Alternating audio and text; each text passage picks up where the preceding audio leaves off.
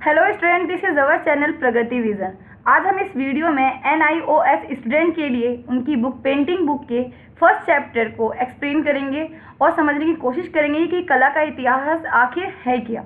कला जो कि आर्ट है, आर्ट का जो इतिहास है आज से ही नहीं काफ़ी वर्ष पहले से ही रहा है। उसका विकास धीरे धीरे हुआ है समय के साथ साथ। तो हम जानेंगे कि किस तरीके से उसका विकास हुआ है इस चैप्टर के माध्यम से। इस चैप्टर के नाम को पहले समझेंगे। चैप्टर नंबर 1 है जिसका नाम है 3000 ईसा पूर्व से 600 ईस्वी।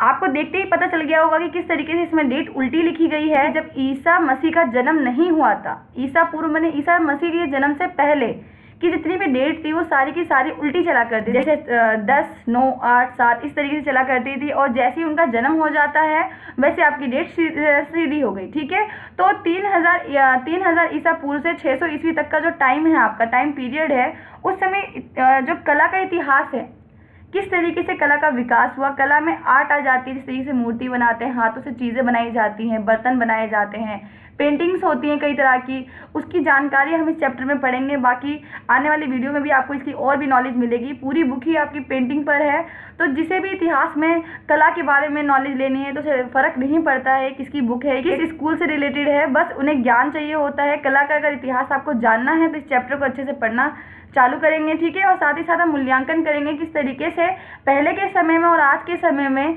डिफरेंस आ चुका है और किस तरीके से इसका विकास हुआ, कहाँ से स्टार्टिंग हुई इसके विकास होने की। ठीक है, तो स्टार्ट करते हैं हम वीडियो को और आप अच्छे से समझेंगे। और यदि आपको समझ ना आए या फिर जहाँ पर भी आपको प्रॉब्लम हो तो कमेंट सेक्शन से पूछ सकते हैं। तो स्टार्ट करते हैं। 2500 ईसा पूर्व से 1750 ईस्वी तक सिंधु घाटी सभ्यता और मौर्य वंशकाल तक कला एवं हस्तकला का धीरे धीरे प्रगति होती है। कहने का मतलब ये है कि आपको जो टाइम पीरियड दे रखा है 2500 ईसा पूर्व से 1750 ईसा पूर्व तक का जो टाइम पीरियड है उसमें सिंधु घाटी सभ्यता और मौर्य काल के वंश के बारे में जानकारी दी गई है। सिंधु घाटी सभ्यता जो है सिंधु घाटी नदी के पास बसी हुई एक सभ्यता थी जिसको हड़प्पा सभ्यता भी कहा जाता है। हड़प्पा सभ्यता नाम केवल इसलिए पड़ा क्योंकि जब उसकी खोज हुई तो वो हड़प्पा ही नगर थी जहाँ पे इस सभ्यता की खोज हुई, तो हड़प्पा नाम पड़ गया, तो उसे हड़प्पा युग भी कहा जाता है। ठीक है, तो उस समय किस तरीके से कला का विकास हुआ और फिर कहाँ तक मौर्य वंश के जो काल तक किस तरीके से कला में किस तरीके से और इम्प्रूवमेंट होती है उसके बारे में हम इसमें पढ़ेंगे। तो जो सिंधु घाटी सभ्यता है उस समय आपकी जो हस्तकला पे ज़्यादा ध्यान दिया जा रहा था। हाथों से बनाई हुई चीज़ें जैसे बर्तन हो गए या फिर छोटी मूर्तियाँ अगर बन रही थी तो इतनी हाई क्वालिटी की मूर्तियाँ नहीं थी, मगर फिर भी उनका विकास हो रहा था। ठीक है, तो आगे बढ़ते हैं। हड़प्पा युग में उच्च कोटि के कलाकार थे। हड़प्पा जो आपका युग है जिसमें सिंधु घाटी सभ्यता में माना जाता है उसमें लोग भी रहा करते थे, लोग ही रहा करेंगे तभी तो वो नगर बना है। ठीक है, तो उसमें जो कलाकार थे वो उच्च कोटि के थे। कहने का तात्पर्य ये है, बेसिक सा सिनेरियो आप समझने की कोशिश कीजिए कि जो उस समय के कलाकार थे उन्होंने किसी से सीखा नहीं था। ठीक है, वो खुद ही अपनी नॉलेज के मुताबिक, खुद ही अपने स्किल्स के मुताबिक उन्होंने धीरे धीरे विकास किया। ठीक है, और उन्होंने नई नई चीज़ों का आविष्कार किया। ठीक है, आविष्कार जैसे होता है उस तरीके से उन्होंने काम किया। जब आपका टाइम पीरियड आगे की ओर बढ़ता है तो मौर्य युग के कलाकारों ने भारतीय कला के इतिहास में नए युग का सूत्रपात किया था।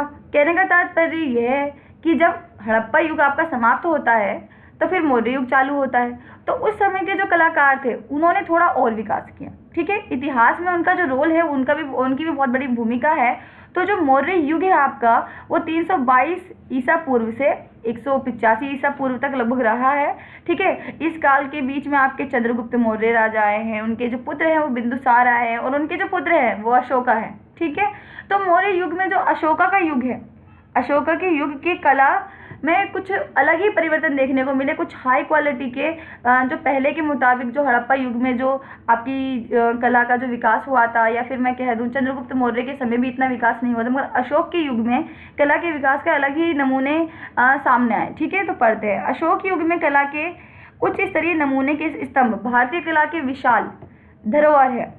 अशोक के युग में आपको बताया जाता है, इस स्तंभ का मतलब ये होता है किस तरीके से वो पिलर्स बना दिया करते थे, मतलब खंबे टाइप हुआ करते थे और उसमें कोशिश करते थे नक्काशी करने की और अलग अलग आकृतियां बनाने की, ताकि उस समय की जो धरोहर हुआ करती है या फिर उन राजाओं को याद करने की जो प्रतिमा है उन चीज़ों का विकास हो सके। ठीक है, तो उस युग के तकनीकी दृष्टि उच्च स्तरीय कला के साथ साथ आम व्यक्ति के द्वारा अभिव्यक्ति की प्रथा एवं कला की अभिव्यक्ति के नमूने देवी की विभिन्न मूर्ति के रूप में उपलब्ध है। कहने का तात्पर्य ये है, आप बहुत बेसिक चीज़ें समझिए इसको, कि जब पहले विकास हुआ तो उन चीज़ों का विकास केवल कला के रूप में किया जा रहा था, मगर जब अशोक युग आता है उस समय जो कलाकार थे उन्होंने अपनी अभिव्यक्ति मतलब अपनी सोच को, अपने विचार को, उस समय के प्रथा को, कला को उन्होंने अपने कला में डालने की कोशिश करी। ठीक है, उन्हें समझाने की मतलब कि आगे के समय में किस तरीके से उनके बारे में लोग जान सकेंगे, उनके बारे में अच्छे से पहचान सकेंगे। अपनी कला को उन्होंने स्तंभ में या मूर्तियों में डालने की कोशिश करी ताकि उनके वंश को याद किया जा सके। ठीक है, अलग ही वंश का एक रूप देखने को मिलता है। ठीक है, मौर्य वंश राजाओं के उपरांत जब संगा वंशियों ने राजकीय शक्ति ग्रहण की तो उन्हीं के वस्तुकाल के सर्वोत्तम उदाहरण मध्य प्रदेश में स्थित सांची में देखने को मिलते हैं। आपको बता दूं, संगा जो युग है वो आपके मौर्य युग के बाद है। कम से कम लगभग आपको बता दूं कि 1809 से 1528 ईसा पूर्व तक इनका कार्यकाल माना जाता है। संगा युग में भी आपके कलाकार जो थे वो आकृतियां बनाते थे।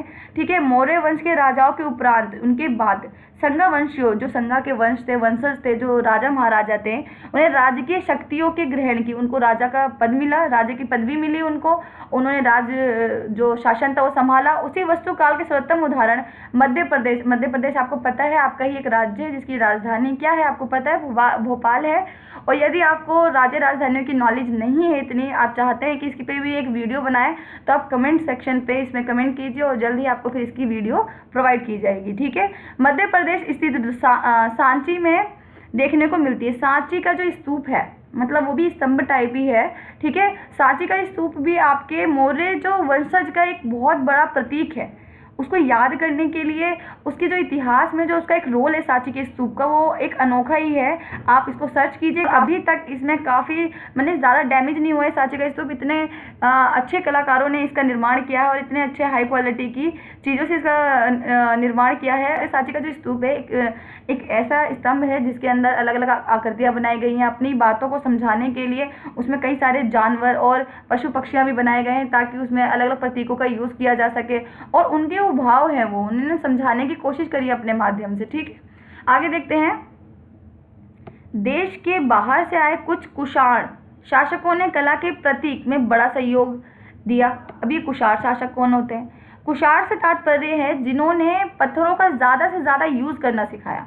ठीक है, पत्थरों के यूज़ करने से मतलब उसकी आकृतियों में किस तरीके से आप पॉलिश लाते हैं, किस तरीके से पत्थरों का हम लोगों को ज्ञान होता है, अलग अलग पत्थर होते हैं। ठीक है, तो कुषाण शासक जो होते हैं उनकी कला उस काल में कला की अलग ही प्रतिमा सामने आई, उन्होंने अलग ही सहयोग दिया। ठीक है, इसी युग में पहली बार वस्तुकला में प्रतिमाओं के निर्माण कार्य की प्रगति देखी गई। वस्तुओं में मैंने कि आपको बताया जा रहा है कि इस समय जो कला थी वो वस्तुओं के रूप में सामने आने लग गई। ठीक है, अलग अलग वस्तुएं बनना चालू हो गई। वस्तुओं से आप समझ सकते हैं कि अलग अलग चीज़ें होती हैं।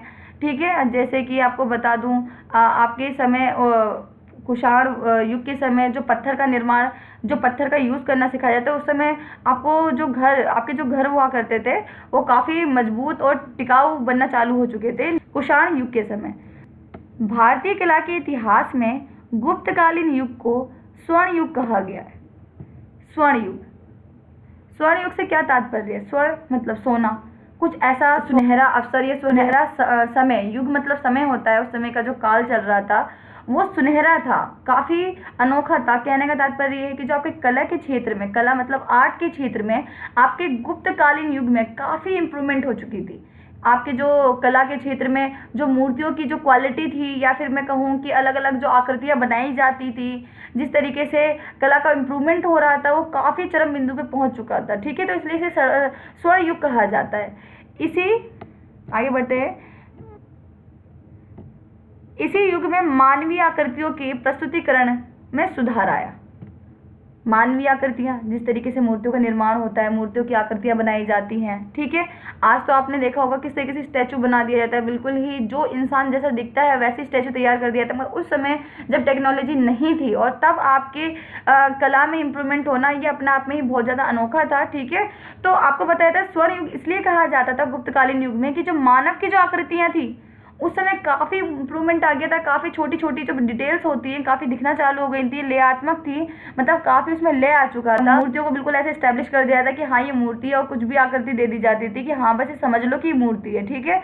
मगर स्वर्ण युग में आपकी आकृतियों में चिन्ह दिखने लग गए थे, पहचान में आने लग गई थी कि हाँ ये आखिर ये मूर्ति है किसकी। मथुरा, सारनाथ, उज्जैन, अहिछात्र तथा कुछ अन्य नगर इस युग में गुप्तकालीन युग में के काल के मुख्य कला केंद्र के रूप में जाने जाते हैं। तो आपकी जो तीन आपके ये नगर आए हैं, मथुरा आया है, ये सारनाथ आया, ये उज्जैन आया, एक ऐसे नगर थे जहाँ पे कला का सबसे बड़ा नमूना देखने को मिला है, ठीक है। इधर के जो लोग थे वो काफ़ी इंटेलिजेंट थे, जिन्होंने मानवीय आकृति के प्रस्तुतिकरण में काफ़ी सुधार किया।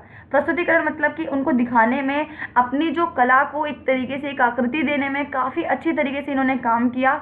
गुप्तकालीन युग को आप भूलिएगा नहीं बिल्कुल भी कि स्वर्ण युग कहा जाता था, केवल और केवल इसलिए कि इस समय तक की जो कला थी वो काफ़ी इम्प्रूवमेंट में आ चुकी थी, ठीक है। गुप्तकालीन, चलिए आगे बढ़ते हैं। गुप्तकालीन वस्तुकाल के नमूनों में कला, निपुणता, पूर्णता एवं कल्पना की शक्ति का अपूर्ण मिश्रण देखने को मिलता है। ये बहुत ही इंपॉर्टेंट पॉइंट आपको इधर मिलेगा देखने को, ठीक है। मैं आपको आने वाली वीडियो में इसके शॉर्ट नोट्स भी प्रोवाइड करूँगी। आपको जो भी अगर इसमें दिक्कत होती है तो आप कमेंट सेक्शन में इसके आप कमेंट कर सकते हैं, और फिर आपको उस पर जल्द से जल्द वीडियो आपको प्रोवाइड की जाएगी। आपको बता दूं कि गुप्तकालीन वस्तुकाल के नमूने, मतलब जिस तरीके से वो आकृतियां बनाया करते थे उसमें उनकी कला तो थी, उनके अंदर आर्ट तो था ही, निपुणता मतलब उनके अंदर एक ज्ञान का उच्च लेवल आ चुका था, उनके अंदर स्किल्स डेवलप हो गई थी। जो काम कर रहे थे उसके कामों में काफ़ी सफाई देखने को मिली थी। पूर्णता, जो उनकी जो फिनिशिंग पॉइंट होता है वो काफ़ी अच्छे से दे रहे थे वो। कल्पना, उनकी जो इमेजिनेशन थी, जिस तरीके से अगर मैं कह रही हूँ कि अगर मुझे कुछ ड्रॉ करना है तो मुझे इसकी इमेजिनेशन, आपकी पावर अगर तेज़ होगी तो आप काफ़ी अच्छे से ड्रॉ कर सकेंगे। उस समय तक उनकी वो पावर काफ़ी चरम बिंदु पे थी, काफ़ी अच्छी थी, इसलिए वो काफ़ी अच्छे से जो मूर्ति का निर्माण कर पा रहे थे, या फिर कोई भी कला थी, कोई किसी भी चीज़ का अगर निर्माण करना था काफ़ी अच्छे से देखने को मिल रहा था कि उनके अंदर कला, निपुणता, सक्षमता, कल्पना भी काफ़ी अच्छी तरीके से कर लेते थे, और शक्ति का अपूर्ण मिश्रण था। ये पूरा मिश्रण था गुप्तकालीन युग। जिस तरीके से हड़प्पा काल में देखा गया, या मौर्य काल में देखा गया, संगम युग में देखा गया, संगा युग में देखा गया, तो इस काल में जो धीरे धीरे विकास हो रहा था अब ये चरम बिंदु पे पहुंच चुका था। निपुणता, पूर्णता, कल्पना शक्ति और जो उनकी इमेजिनेशन पावर थी काफ़ी उच्च लेवल की हो गई थी, इसलिए स्वर्ण युग कहा जाता है। कि इस समय की जो जितनी भी कलाकृतियाँ थी काफ़ी खूबसूरत, और उनका जो चित्र था काफ़ी लगभग इतना लचीला हुआ करता था कि हाँ माना जा सकता है कि इस समय तक लोगों को काफ़ी नॉलेज हो चुकी थी कि आखिर कला किस तरीके की होती है। तो आगे बढ़ते हैं। तो इधर देखिए आप चालू होता है आपका नेक्स्ट पैरा। धार्मिक कलाओं में दैविक गुण देखने को मिलते हैं। धार्मिक कलाएं होती क्या है, जिसमें देवियों की, देवताओं की मूर्ति बनाने की कोशिश की जाती है, वो आपकी दैविक गुण होते हैं, ठीक है। और उसमें पूरी आपने ना कभी देवी देवताओं को देखा है, बिल्कुल इमेजिनेशन और आपकी जो श्रद्धा होती है उसके अकॉर्डिंग आप देवी देवताओं की गुणों के माध्यम से आप उन आकृतियों को बनाने की कोशिश करते हैं, इसलिए इसे दैविक गुण कहा गया है। दैविक गुण का मतलब जो इस आकृति को बनाने की कोशिश कर रहा है उसके अंदर वो दैविक गुण मौजूद है, तभी वो देवी देवताओं की मूर्ति बनाने में सक्षम हो रहा है, ठीक है। तो इसलिए इधर कहा गया है गुप्तकालीन कला के मुख्य गुणों में होठों का थोड़ा सा टेढ़ापन, ठीक है, ये विशेषताएं आपकी चल रही। किस तरीके से जो स्वर्ण युग था, गुप्तकालीन युग था, उस समय जो आपकी जो कला, मूर्तियों की जो आकृतियां थी उनके अंदर कौन कौन सी विशेषताएं देखने को मिलती थी। होठों पे उनका टेढ़ापन देखने को मिलता था काफ़ी, जैसे कि सुटेबल सीधा फेस, होठों का जो सीधा लुक होता है वो नहीं दे पाते थे, वो टेढ़ापन दे पाते थे, ठीक है। मूर्तियों की आकृति में गोलाई देखने को मिलती थी, ठीक है। मूर्तियाँ काफ़ी जैसे तीखा लुक जो होता है, बिल्कुल ऐसे बिल्कुल स्लिम ड्रीम इस तरीके से नहीं दे पाते थे, मगर फिर भी उनकी कोशिश ये थी, जो उनकी आकृतियाँ बनके तैयार हुआ करती थी, मूर्तियाँ बनके तैयार हुआ करती थी, काफ़ी गोलाई रूप में देखने को मिलती थी, ठीक है। आगे हम जो इसके जो चैप्टर्स पढ़ेंगे उसमें आपको आकृतियाँ बिल्कुल साफ क्लियर दिखेंगी, तो हम और भी अच्छे से डिटेल्स में आगे पढ़ेंगे। ये एक इंट्रोडक्शन वीडियो है जिसे आप बिल्कुल स्किप मत कीजिएगा। लकड़ी पर की गई खुदाई तथा सरलता प्रमुख है। आपको बताया जा रहा है जो लकड़ी पर जो खुदाई कर करके, मतलब कि लकड़ियों पे आकृति बनाने की कोशिश की गई है, पत्थर पर नक्काशी करने की कोशिश की गई है, तो ठीक है। तो सरलता प्रमुख है जो इस युग की विशेष पहचान बन गई। धार्मिक मूर्तियों के साथ साथ धर्मनिरपेक्षता कलाकृति भी काफ़ी संख्या में पाई गई। तो इधर जो एक पॉइंट आया, इधर आपने एक वर्ड पढ़ा अभी इधर, धर्मनिरपेक्षता, तो हम पहले से समझेंगे। धर्मनिरपेक्षता का तात्पर्य ये होता है किसी भी धर्म को ज़्यादा मान्यता ना देना, सभी धर्म को सिमिलर समझना, समान समझना। तो धर्म के साथ साथ देवी मूर्तियों के साथ साथ कुछ ऐसी आकृतियाँ भी थी जिसमें सभी धर्मों के गुण देखने को मिले, काफ़ी सिमिलैरिटी मिली कि कोई भी धर्म एक दूसरे से अलग नहीं है। तो आप ये भी, इसका भी एक गुण है कि गुप्तकालीन काल के समय जो आपकी जो एक आकृति हुआ करती थी, जो एक कला का निर्माण था, उसमें धर्म निरपेक्षता की जो नींव है, जो कला के रूप में रखी गई, वो आपके गुप्तकालीन युग में रखी गई। ठीक है, आगे बढ़ते हैं। इसी युग में अजंता के प्रसिद्ध चित्र बनाए गए। अब अजंता क्या है? अजंता एक गुफा है। क्या है? अजंता एक गुफा है जो कि महाराष्ट्र में, अब महाराष्ट्र आपका एक राज्य है जिसकी राजधानी क्या है? मुंबई है। ठीक है, तो महाराष्ट्र में अभी प्रेजेंट टाइम में महाराष्ट्र में है। अगर आप जाके देखना चाहें तो काफ़ी अच्छी, या फिर आप इसमें गूगल से भी सर्च कर सकते हैं। और आपको मैं बताऊं कि आपकी जो नॉलेज है, जो पढ़ाई है, जो आप ये पढ़ रहे हो, तो ये केवल और केवल अपनी नॉलेज इंप्रूवमेंट करने के लिए पढ़िए। खुद ब खुद आपके नंबर इंप्रूव हो जाएंगे। इसी युग में अजंता के प्रसिद्ध चित्र बनाए गए। चित्र तथा मूर्तियों के अतिरिक्त गुफाओं तथा मंदिर वास्तुकलाओं में काफ़ी उन्नति हुई कि इनके चित्र में, मैंने तो आपको पहले ही बता दिया कि जो गुप्तकालीन युग को स्वर्ण युग कहा जाता है, इस समय काफ़ी इम्प्रूवमेंट दी। तो इस युग में जो मंदिर की जो चीज़ें थी, जैसे कि देवी देवताओं की मूर्तियाँ बनाना, या फिर इसके अतिरिक्त जितने भी चित्र थे, काफ़ी इम्प्रूवमेंट देखी गई। आगे बढ़ते हैं कि मध्य प्रदेश की उदयगिरी गुफाओं तथा नाचना व भुमरा में देखने को मिलती है। आपको ये जगह प्लेस के बारे में फिर बताया गया कि मध्य प्रदेश, जिसकी राजधानी भोपाल है, उदयगिरी जो प्रेजेंट टाइम आज का मध्य प्रदेश है, उधर उदयगिरी गुफाओं में नाचना भी एक प्लेस का नाम है, भुमरा भी एक प्लेस का नाम है। वहाँ पे भी कई कलाकृति है जहाँ पर काफ़ी अनोखे चित्र देखने को मिले हैं। चलिए आगे बढ़ते हैं। वस्तु गुफाओं तथा मंदिर वास्तुकला का प्रारंभ था इसी काल में देखने को मिलता है। संक्षेप पढ़ने से पहले आपको बता दूं, इस काल के समय काफ़ी इम्प्रूवमेंट कला में देखने को मिली, गुप्त काल के समय। ठीक है, और इस समय आपके मंदिर, जिस तरीके से देवी देवताओं के जो गुण थे, जो कलाएं थी, वो आपको इसमें मिलती हैं। ठीक है, संक्षेप में पढ़ते हैं लास्ट में कि गुप्त काल भारतीय इतिहास का प्रतिष्ठित युग माना जाता है। बहुत बेहतरीन इसका इतिहास रहा है गुप्त काल का। संक्षेप में हमने ये जान लिया कि गुप्त भारतीय इतिहास की जो प्रतिष्ठा युग है वो काफ़ी फेमस रहा है। हमने क्या क्या पढ़ा इस चैप्टर में, इस इंट्रो में, किस तरीके से इसकी शुरुआत होती है, कला के जो इतिहास को देखने को मिला। हमें हड़प्पा युग हमने पढ़ा, हड़प्पा युग में आपके धीरे धीरे हस्तकलाओं का निर्माण हुआ। फिर आपने पढ़ा मौर्य वंश में अशोका के समय काफ़ी इंप्रूवमेंट देखने को मिली, तकनीक देखने को मिली। उस समय के जो कलाकार थे काफ़ी अनुभवी बन चुके थे।